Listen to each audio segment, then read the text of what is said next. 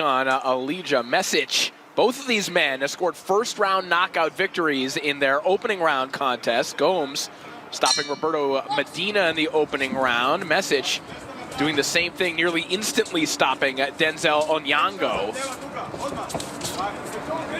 And big physical differences here as both men going for it here in the early going. Keaton Gomes, prior to this tournament, had planned on and was ranked at bridger weight. Coming into the tournament, he'd only weighed as high as 226, as low as 195, really fit into that category. Mesic, obviously a monstrous heavyweight, so in some ways, Barry, these are the types of physical matchups Gomes was looking to avoid, but he's going right back into the deep end here tonight. Yeah, but you know, the lure of what you can win if you get to the final, you know, and that optimistic hope that all boxers have that they can get there, you know, with a bit of luck and grit. But he looks too small for the division. That's the truth of it. But he got snapping his punches. He has the advantage over speed as well, hopefully. So, you know, if he can slide into this and throw a big left hook, might be able to get the job done. Yeah, and at the same point, or at the same time, excuse me, 226 has been plenty heavy enough for many great fighters in the heavyweight division in the past. Yeah, but you've got to have special attributes to match, you know, to counteract the natural size and power. And just because the size intimidates you, not so much even the strength of it, just so much the size. It just makes you fight a different way. You've got to use what you've got, that speed. So you feint, stay nice and low. You're darting in with fast combinations, exiting a different route. Swinging hard with that left hook. What Gomes certainly has over Mesic is professional experience. 11-3 at this point. Mesic had only just made his professional debut and has won pro bare knuckle fight as well prior to the tournament. So he's spent precious few rounds in the ring overall, less than 5 of them. And it's surprising how Mesic is backing up here. Big right hand over the top there from Gomes. And I can't even explain what angle he threw that from, because he sort of spread his legs wide, squared himself up, and threw it from his knees. But it worked. The right hand over the top there from Gomes. Just be careful, doesn't overuse that shot and walk onto a right hand of its own. There it is. Kind of like that. Mesic might have Gomes in a bit of trouble there. Gomes seems to have stabilized, but the Mesic corner very excited by that right hand. In that moment, Mesic just had the quicker feet to position himself to fire back. Just telegraphing that shot. When he had success with it a couple of times there, Gomes, and just overused it. Right hand again over the top there from Mesic. You got to think that, you know, when one of those punches lands flush, one of these guys are going down. Well, I think Mesic should commit to that right hand. They'll do it for a wild opening round there between Gomes and Mesic. Block it. Because the closer you get, the more blindsided your opponent becomes. Yeah, sure. Round 2 underway, and Keaton Gomes comes out applying heavy pressure here. Saw his trainer in his corner, the sniper Peter Smith, a former pro himself, who actually encouraged him to enter this tournament. Mesic looks to step back with the left hook.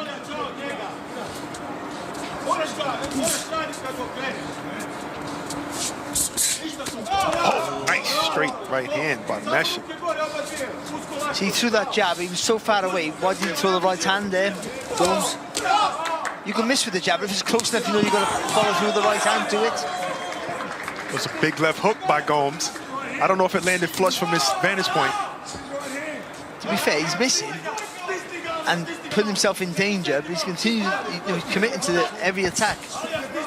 Continues to do it. He's trying to confuse Mesic with the footwork, as he did in the first round.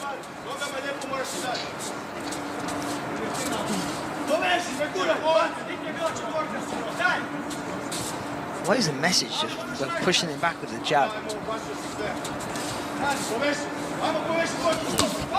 Nice body shot from Mesic. Mesic was 61-10 as an amateur. Again, that right hand, if he's throwing that right hand going forward, it's good night. I was just about to say that. Mesic has a really good straight right hand.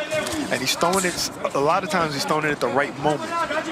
Timing Gomes as soon as he comes in. But because he's leaning back with it, he's taking away all the power from the shot. So he's throwing it correct, just push into the shot. Good left hook there as well from Mesic.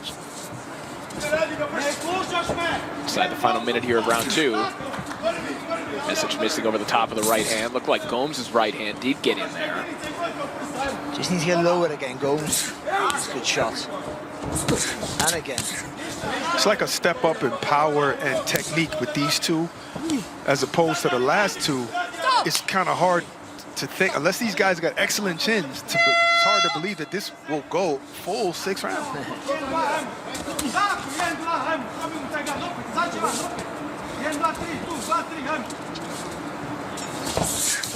Nice one, Messi's very left foot. Look at Gomes' response. Gomes still firing away. Trying to make up for what he might lack in natural physical size with just sheer intensity and punch volume as he lands one more left hook right at the bell.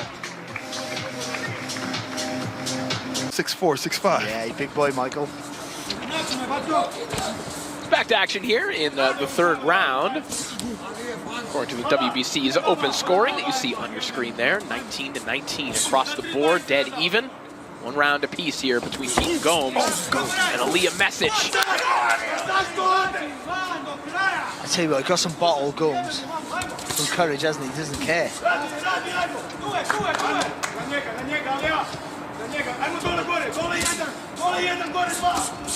Better. And that speed, that was lovely. That was 3 jabs there. Up, down, up.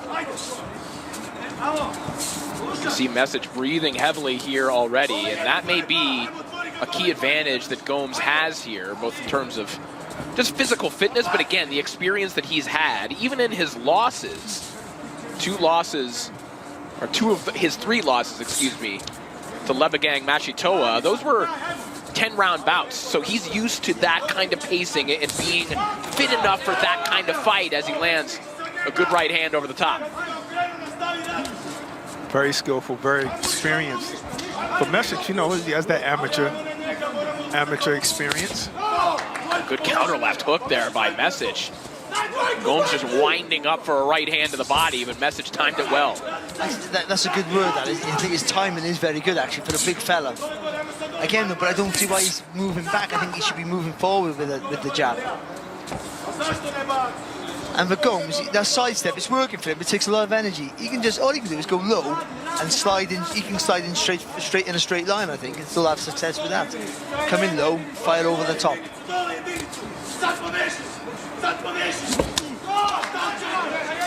Gomes catching that right hand of Mesic.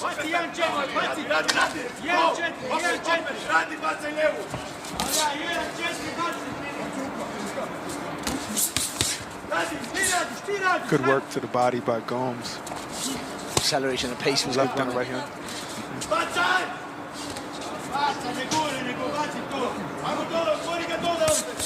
Good body work and a nice uppercut through the middle there as Gomes trying to slowly drain the gas tank of Alija Mesic, who is in unfamiliar territory here. Both of his first 2 professional bouts were 1st-round knockouts. That's one of my favorite combinations, left hook with the same hand, body, head, through the middle. Real Mexican. Mike Tyson. Yeah. Stiff left hand there from Mesic a moment ago as we're inside the final 10 seconds of round 3. It's a good fight, this, actually. I just see a lot of experience and just ring IQ with Mesic, knowing how to deal with a faster fighter. We still forget how nasty he was. I mean, to be so small, such a small guy. Man, smaller than both of these guys, like small. Powerful. That's a perspective when you say he's small. Well, you know, he was always listed at 5'11" and a half, no. but he was nowhere near that. Right hand over the top there from Gomes.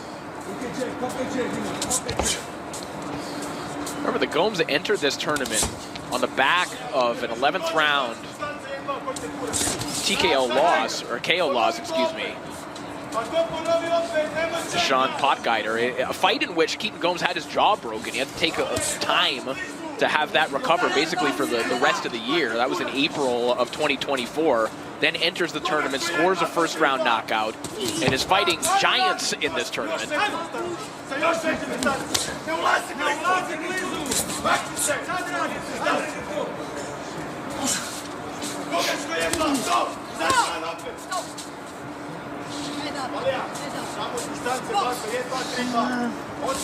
What do you think of that, Barry? I don't think his head went down. I think he bent though. I don't think his head was too fast. Oh, shot. Big right hand. I thought that was it. Gomes. That was an incredible shot. If he was a stone heavier, that might have been it. Yeah. That's the shot he's been looking for all night. It just didn't work against the big guy. Tell you what it does do though, it does tire you out. So we see our Mesic, what his engine's like now. That belt of Mesic is creeping up to his chest. Well, that's because the trunks are creeping towards his knees. I think the belt's in the same place. I bought one of those belts, but so by round 11 is well on my chin. No body shots landed on you. No chin shots, anything. Like a turtle. That was my name, Barry the Turtle Jones. Barry. Nobody clowns you more than you. I tried, but you beat me to it. Good left hook there from Gomes. Right hand. Gomes winding up on these shots. He is connecting with some serious heat right now. Hasn't been able to wobble or visibly hurt Mesic yet. What he certainly has done, though, with this pace, it's clear that Mesic is feeling that pace. You've been watching him breathing heavily for several rounds now. And I think that big shot as well, that also drains you, doesn't it? So all that added up to that constant movement around you. Big right hands and left hooks. And Mesic finally takes a step back. Mesic in trouble. Mesic is all over the place, and down he goes. And this one is waved off. Keaton Gomes with another knockout victory. Waved it off. Wow. I mean,